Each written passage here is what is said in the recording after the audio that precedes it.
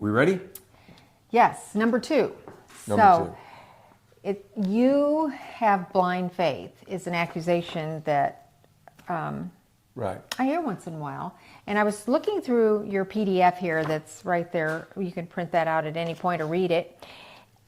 Wow, there's 27 plus quotes here. Looks like they're all atheists. Well, the reason that I'm doing it is, again, I want you to hear their voice. Okay. I don't want me to, you don't need Bill Moore saying to you, look, these guys say this. Mm-hmm. Let them speak for themselves. Mm-hmm. That way you can know that I'm not pulling any shenanigans when I berate them in a minute, which I'm going to do. Or at least point out the weakness in their particular, and in the hypocrisy in their thinking, okay? That's really what's going to show up this time. So let me just pick out a couple so that you can get a flavor. Like, if you look, faith is an evil precisely because it requires no justification and brooks no argument. So say that again? Faith is an evil. It's an evil. This is going to be Richard Dawkins. So faith is evil because it won't allow for you to argue with it. It doesn't allow you for to examine it. That's what he's saying. He's just saying people, over and over you're going to hear this theme. You have blind faith. All Christians have blind faith. That's whatever the particular instrument he's playing at this time, the orchestra is playing, you have blind faith, okay? So here it is. Now this is a guy named Michael Onfray, who I found kind of interesting, but he's a guy on the fringe of this to me. Now Michael wouldn't like it if I described him that way. As an atheist, or atheist. He would like to say he was an atheist. He'd like to say he's not. He's a real important member of their crew. Okay. I'm saying he isn't. Okay. Monotheism loathes intelligence. See, so what he's saying is every monotheist, meaning if you're a Jewish believer or even a Muslim believer or a Christian, he's saying that you're going to be what? You loathe intelligence. Wow. Now, I never saw myself that way. I never claimed to be an intelligent guy, but I didn't loathe intelligence. But that's the kind of statements they make it all the time. So if you look down at E, by all means be open-minded. Here's Richard Dawkins again, but not so open-minded that our brains drop out. What? Say that again. We want to be open-minded, but not so open-minded that our brains drop out. Okay. He thinks he's really honestly he thinks he's a clever human being. You'll find more of him. Sometimes I get to laughing at him a little.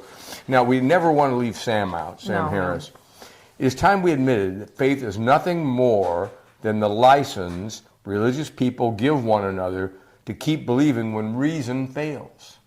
So Sam's going to, every one of his sentences is always going to pit reason and any kind of rationality against my belief, my faith. Faith is always irrational. Sam could just say that. Bill's an irrational thinker, and I'm a rational thinker. If he repeated that about 12 times, it'd sound more like the cheer that he's really giving you. I gotcha. But he tries to be clever and mix it up. It's always the same message, okay? Makes sense. Yeah. So here's Christopher Hitchens. Now I want you to remember this one. That which can be asserted without evidence can be dismissed without evidence. That's the most famous of these altogether. Trust me on this. So, say that again. That which can be asserted without evidence. If Bill Moore can make a claim that God exists, is what he's saying. Without evidence. It can be dismissed without evidence. I don't even have to refute it. I just have to say it's a silly statement, Bill. See, so now I want you to remember that because it's very handy when you're dealing with atheists to use this particular quote by Christopher Hitchens. He calls it, they really do gloat over it. It's called Hitch's razor. I've heard that. And when Hitch's razor, it's supposed to make your knees knock, right? Oh, I see. So when they pull that out, you're like, this is the put down you just can't deal with. And I'm saying to you, I find it kind of handy when I'm in a conversation with a college student who thinks he's an atheist, and I'll say, what you can assert without evidence, I can probably dismiss without evidence, according to Christopher Hitchens. And I don't want to do that, but since he's your guru, what do you make of that, right? I'll just say, does that make any sense to you? Because I don't think my knees are knocking like they're supposed to. Maybe I'm missing something about the cleverness of this.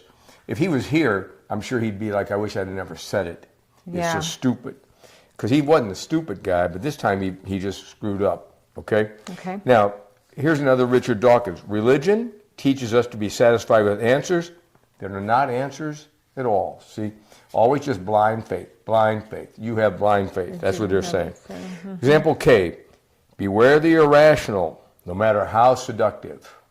Well, I also use, see, Christopher is really useful when you're talking to atheists, aspiring atheists, because you're like, don't be seduced by what these guys are saying. If it's irrational, it's irrational. And for example, when a guy says to you, I don't think God exists, and I'm saying, well, you've got a self-created universe? Like, yeah. I'm like, think about this now. Self-creation, is it rational to think like that? Well, it's irrational. Right. I'm like, no matter how seductive it sounds to you when Christopher Hitchens says it, if it's irrational, even he wants you to throw it out. Yeah. Self-creation is a ridiculous idea. So you say, well, Bill, you have a ever-existing God, and I'm like, which one is more rational? A God who has existed forever and accounts for everything you see, or self-creation that goes from what? Nothing into something and then does what? Becomes a U.S. Senator? Get out of here with that stuff. It's just irrational. It's just not even, there's nothing seductive about that. That's ridiculous. Yeah. But they say it, and in their little, they're usually preaching to their congregation of young people who are clapping the whole time, you know, some grad students from Yale or something. They keep changing their theories too, you know, what they're putting their faith in, you know. It's amusing, like the panspermia. I mean, just the different things that they say. Well, here's an example of what you're talking about. Look at M. Exceptional claims demand exceptional evidence. Now, here we go. It's always Christopher Hitchens if you watch this, because I don't use Sam every time on these. Yeah. So now think about what he's saying. Exceptional claims demand exceptional evidence. You brought up panspermia. Which is bizarre. So for the people who don't know, panspermia is a really ancient belief that, that they kind of killed off almost. But some things don't die completely, and this one hasn't. So panspermia works like this, and I'll bring it up later in a little more detail. But basically, somewhere out there, now think about how rational this is. Somewhere out there, there are aliens. Now, if you're an alien lover, this one will probably be right up your alley. So the aliens have a factory somewhere, and it's set up like this. Artie's in the meteor sending, he puts life sperm. They got life sperm. Now, don't ask me what life sperm is, but I'll tell you what it does, because I don't know how to describe it otherwise, by only what it does. So Artie's in charge of meteors, and every day at 5 o'clock, after he's coated a bunch of meteors in life sperm, Artie fires them off. And in the next room, Lois has got cosmic dust, and Lois is firing off at 5 o'clock, probably 5 minutes after Artie. Okay. She's been working on life sperm on cosmic dust, and she sends it off into where? Well, just into space. I mean, it's not aimed. No, doesn't appear to be aimed. It's random sending of life sperm. So I might get comets, or I might get alien spaceships. Oh. Okay. So what happens is, if you've ever looked at anything that had to do with space, if you said to me, what's the chances of hitting a guy named Yang Su, right, in China with a bullet, if I shot it, I'd tell you better than panspermia. So what happens is they're firing all these things off, and we go to have a beer from the factory afterwards, the three of us, and I'm like, you think they're hitting anything? I'm like, it looks like it's pretty risky bet to bet on. We're firing at random into a universe where there's almost no solids, and we're supposed to hit something. What do we have to hit? Maybe we'll hit it like no, you can't just hit anything. You have to hit a planet that has the right amount of carbon and everything to sustain life. Okay. Are there many of those? No, it appears there aren't really. Look, not with the right balance. So this is what we dedicate our life to. That's panspermia. Now that's the garage view of it. Now that doesn't sound very fancy. Now when they give it to you, they try to make panspermia sound rational and scientific. And I'm like, if you just boil it down, you better disguise it in big words, because even I can figure out this is irrational. So the reason I'm saying that is, think about his quote: exceptional claims demand exceptional evidence. Now, what do you think Christopher's reasoning is for knowing there's an alien factory somewhere shooting these things off? Now, he might deny that it comes in a factory. That's my little way of looking at it. But think about it. What reason would he have to believe the alien exists? He has none. he has a desire for the alien. Oh, yeah. I would say if you have a desire for an alien to exist like that, that's running a factory full of cosmic dust, life sperm things, I'd say you are what? You have blind faith, buddy. Boy, it takes See, it. in the end of this, you're going to find that what I'm going to be able to show you very easily, I think, is that they have blind faith. Self-creation demands blind faith. There's no logic behind it. The only reason you can believe that is because you need it. Yeah. See, when you're an atheist and you're desperate to find something, you'll have non-life turn into life. You'll have one-celled things that come from nothing and turn out to populate the whole world. And little things becoming monkeys, becoming men, it's just ridiculous. I mean, it'd be easier if they could get you to the monkey thing. The problem is they can't get you from one cell to two, right? I mean, and you've got no reason for one to be ambitious.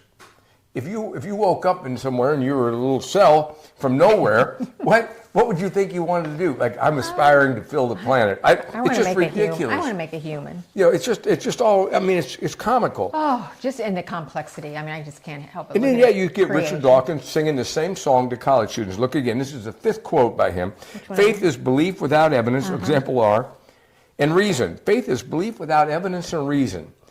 Coincidentally, that's also the definition of delusion. Now, see, I'm telling you, when he wakes up and he's got them old British stocking things with the garters on, and he's running down the stairs to the wife, and he's like, "Honey, I got one last night. I woke up in the middle of the night, wrote this down on my hand, like old men do, and I see your hand. Yeah, my hand's got stuff on it right now. So what I'm saying to you, can you imagine if he wasn't British, maybe it could be easier to swallow. But the Brits with that no humor business and telling the wife that after 50 years of hanging around with a guy like that, I bet she's bored stiff with hearing those things early in the morning when he's got those funny garter things on, holding his socks up. Faith is belief without evidence and reason. Yeah. Now, I'm going to show you in a minute that that's without evidence and reason. Blind faith is just another way to say it, right? Coincidentally, that's only the definition of delusion. It's like giving the guy something that said roses are red, and then saying, could you say that in a different way? And these guys spend the next 3 years trying to give you different ways to say the same sentence. I mean, it's just stupid. Now, you see over here, look at V a minute. It is thought to be virtuous to have faith, that is to say, to have conviction which cannot be shaken by contrary evidence. So now he's Bertrand Russell. So now he's introduced contrary evidence, but he doesn't have any. Yeah. Now, if he were here, he'd say to me, Bill, here's why I'm saying to you that self-existence isn't possible. I'm like, self-creation is even more ridiculous. You understand? Don't start down that alley with me.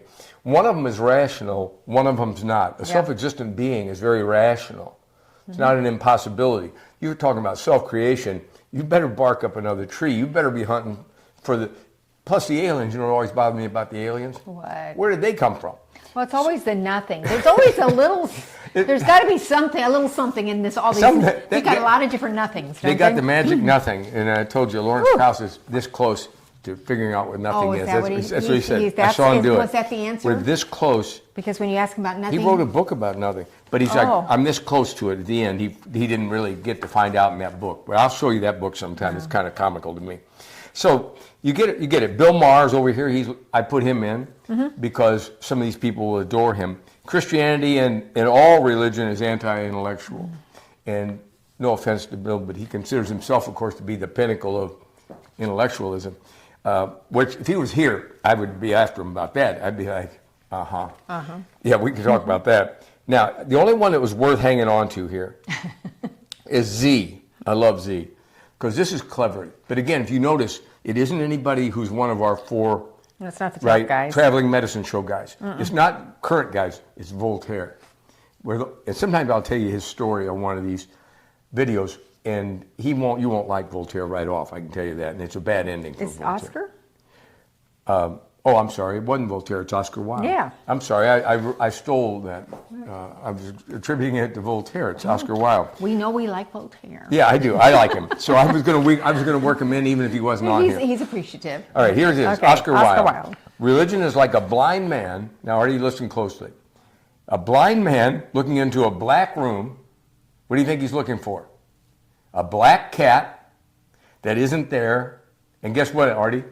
He finds it. Let me say it again. It's a blind man looking into a blind man looking into a black room, for a black cat that isn't there and finding it. He says that's religion. Now, if you can beat that, I bet if I could resurrect Voltaire, he'd be happy to be credited with that. Stop. Even though it was Oscar Wilde. Leave it with Oscar. It actually ended up worse for Oscar Wilde than Voltaire. Oh. So now I say this, food for thought. I'm saying it's embarrassing. Now in here I say it's like a choir of old Blue Jays. These guys are, you know, you hear them outside your window. That's what it sounds like when you listen to these cats. So down at the end I say, you know, the only thing that works for them is what? Fresh faces at some university. Mm-hmm. The gullible student who thinks he knows everything and thinks he's really bright, mm-hmm. right? And every time I have to say what Orwell said, every generation thinks itself what? Wiser. No, more knowledgeable than the one preceded it, mm-hmm. and wiser than the one that will follow it. Every generation's thought that. Mm-hmm. If they can get that through, they can be humbled a little bit, right? Yeah. Orwell was right. Now, I'm asking you that last thing. You find anything creative in these guys? It's not even funny stuff. These, no. You know, now I will admit, scientists and Brits and all that are a little bit. That's a bad combination if you're looking for humor. Stop. But I did like the Oscar Wilde one, and I was saying to you, look, I'm just going to cut to the chase.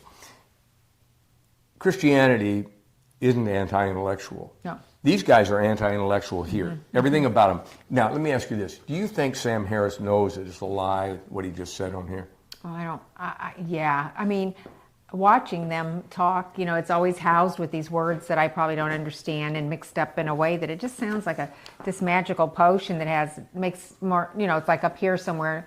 Of course it's a craft. I think it's a craft. Well, think about this. This guy wants you to introduce him as a public intellectual. Oh. Surely if a guy's a public intellectual, now the other thing he likes to be called is a bright. They all like that. Ooh. So I wouldn't say that their pridefulness is probably something you can count on with a guy who wants to be known as a bright. Mm-hmm. But when they make these kind of statements, does this sound like a bright mind, or does this sound like a dull mind trying to just sell you something? Yeah. See, and he's trying to denigrate Christianity, but he does it poorly. I could do it a lot better in a half hour than he's mm-hmm. done in this whole thing. If you give me Dawkins, look. These guys know what they're doing when they talk to that college student. Of course they do. They know that college student is gullible and prideful, and they aim at him. And why? Well, they want to make disciples. Mm-hmm. Just like you hope to make disciples in Christianity, they want to make disciples because that's all they have in this world is adoration from some gullible college guy. Right. So they always go for those guys. Mm-hmm. And you watch their videos, and the college guys are cheering and clapping their hands for these nonsense statements, right? Mm-hmm. And when somebody speaks any kind of rationality into it, they boo them. Of course. Well, that just tells you something about the people in that room, doesn't it? We're paying $70,000 a year for them to get that kind of education. Mm-hmm. Yeah. So look, the brightest minds that you've ever encountered, I have in history. I shouldn't mm-hmm. say you. I'd say brightest minds are guys like Augustine, John Calvin. Okay, mm-hmm.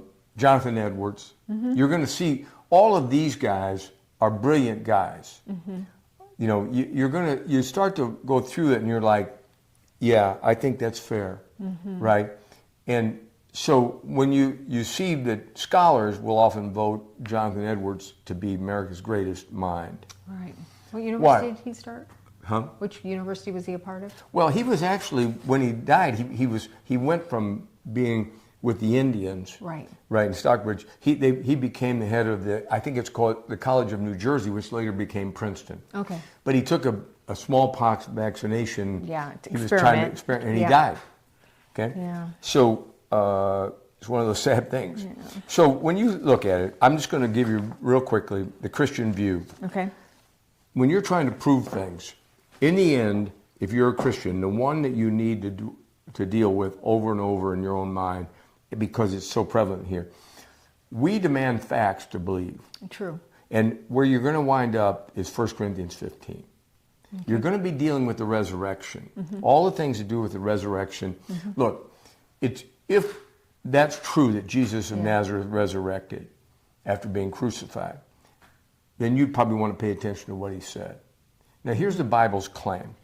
For I delivered to you first of all that which I received, that Christ died for our sins according to the Scriptures, and that he was buried, and that he rose again the third day according to the scriptures, and that he was seen by Cephas. Now watch this list. Okay. He was seen by Cephas, then by the 12.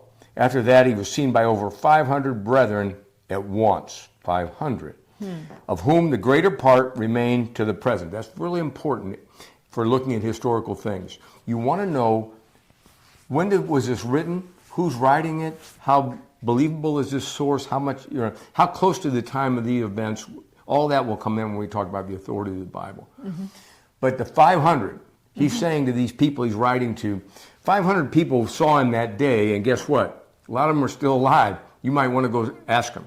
That's what he's implying. And they're right? not all necessarily Christ followers. He says some have fallen asleep. That's right. After that, he was seen by James, then by all the apostles. Then last of all, he was seen by me also, as one out of time. Okay, due time. So you see, does he sound like somebody saying believe for no reason? Or is he saying, Bill, I know you're a skeptic. Why don't you get on that camel and go over there and find some of these guys and ask them what they saw? How did they know it was him? Any of those things. Then you'll see right down here at the end. Now, if Christ has preached you that he has been raised from the dead, how do some among you say there's no resurrection of the dead? But if there's no resurrection of the dead, then Christ is not risen. And if Christ is not risen, then our preaching is empty and your faith is also empty. Yes, and we have found false witnesses. We are found to be false witnesses of God, because we have testified that God raised up Christ, who he did not raise up. In fact, the dead do not rise, then Christ is not risen. And if Christ is not risen, your faith is futile. You are still in your sins. Then also those who have fallen asleep in Christ have perished. And if in this life only we have hope in Christ, we are of all men most pitiable. So he's not making a case for blind faith. He's telling you this is what's at stake if this isn't true. Right. And then he's going to say, I know it's true. As he said, why? I saw him, the one out of due time. So Paul's saying, he appeared to me, okay, after the road to Damascus. So he's like, you can believe me, or you can go check it out with these guys, all these witnesses. This isn't saying somebody had a vision of him. This isn't somebody, right? In other words, he moved around, ate with these people, talked to these people.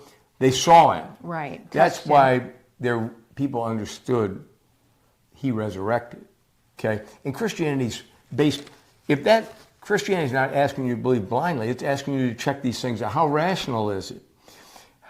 Look at the events of when he was, how does this work? Was he really dead? You know, the old swoon theory is a ridiculous one, but you want to cover those things. And we'll go through all that. Right. But if you're a Christian, a young guy or a young woman, you want to deal with this crucifixion, know it inside and out, and you want to know that your faith is soundly based on facts. Right, and the facts aren't just the scriptures you just read. There is actually other facts that by people that had nothing to do with the scriptures of that time. You want to look at Roman historians. You want to look at all these things. That's all written in there. One of the little tips when we get there that I'll say is, remember, people will say, well, how do I trust these people? I'm like, well, how much do you know about Julius Caesar and how many surviving documents and when were they written? And what you'll find is that nothing has been examined the way the Bible has. Okay, we've had plenty of skeptics try to attack this, and guess what? We're 2,000 years down the road, and more evidence keeps showing up. More evidence keeps showing up. That was the problem with that DNA thing. You know, so I'm saying to you, if you remember that when atheism is speaking to those college students, they're talking to their flock. You want to equate it with a church setting, because I'll prove to you, I think later, that atheism is a religion. Okay, and I can prove it to you in a normal sense, and you'll realize these guys would be the elders, right? And they'll have pastors, and they have deacons, they have everything that you have. It's just it's a dark movement. So when you see this, you want to remember these were their best, firing these idiotic shots at faith, and that's why I said to you, you want to use Christopher Hitchens, because he asserts things without evidence all the time, which you could dismiss. I prefer to look at what his assertions are because they're so ridiculous. So you want to remember that, and that he's a hypocrite. He's actually saying these things knowing that he doesn't believe in himself. There's no way he could be as bright as he was and put this tripe out there like it's wisdom. He's just keeping it also, if you notice, he tucks it away for videos or for what? college students. Well, and actually, thinking about even some of our children that have gone down that path of atheism, going to school, it's like sitting there listening to these guys. They're supposed to be bright, and these kids are just getting out of like some structure in their life, some rules, some thought of life, and it's like, man, if there's no God, we can be morally free. We don't have to consider sin, right? I mean, it's appealing to a crowd that's ripe. Well, and remember, you hate the light. You hate it. And you love your darkness. Yeah, and so you're glad to keep, somebody cheers you on to tell you that you're right. You want to hear it without even examining it. And it's not housed clearly either. It's made with partial truths, because I said in this thing that we'll talk about at some point on these things where I was shocked at the way they explain what they believe in a very disguised way. Yeah. So let me ask you this. Is there any credence at all to this idea that Christianity has blind faith? Is there any credence? Blind faith? Have you ever seen it? Like, in other words, when they accuse Christianity of it, I'm always defensive.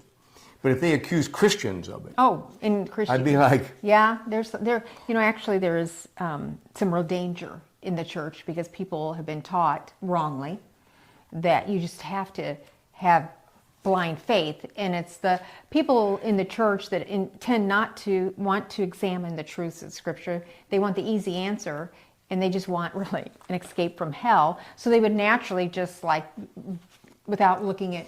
Or they say to me, you've heard it. Yeah. Bill, just tell me what I'm supposed to believe. Yeah, just tell me what to do, how to do this. No, I want you to read Romans 8 and 9. You've got to sort it out. You've got to understand. You've got to understand it from here to there and really know that it's factual and what to believe about it. Yeah, no, there's blind faith in the church. Your faith is faith in faith. Yeah. And Christianity's gone through a period in this last 50 years where faith in faith is a big deal, but it's not true faith. It's not biblical faith. So that's why I'm defensive about biblical faith. I am not going to make a defense for blind faith in Christians. There are some who do that, but no true Christian has blind faith. I struggled with that actually for years, because I was so afraid my faith was a product of some form that I wasn't sure if it was enough faith, more faith, and what this faith should be and how I should presume my faith and do my faith, when actually it wasn't even that. It's actually in all the facts of who Christ is and what he did for me, or what he did. Who he is and what he's done. Who he is. And it was like, I'm struggling so much in my own faith, and that was really blind faith looking inside here. Yeah. It was all about him. So don't let it, when somebody starts that, you become an expert, will you, on the resurrection? And oh, yes. Yeah. If not, Artie will help you and get you over the hump. Okay. I appreciate Artie's help. Thanks.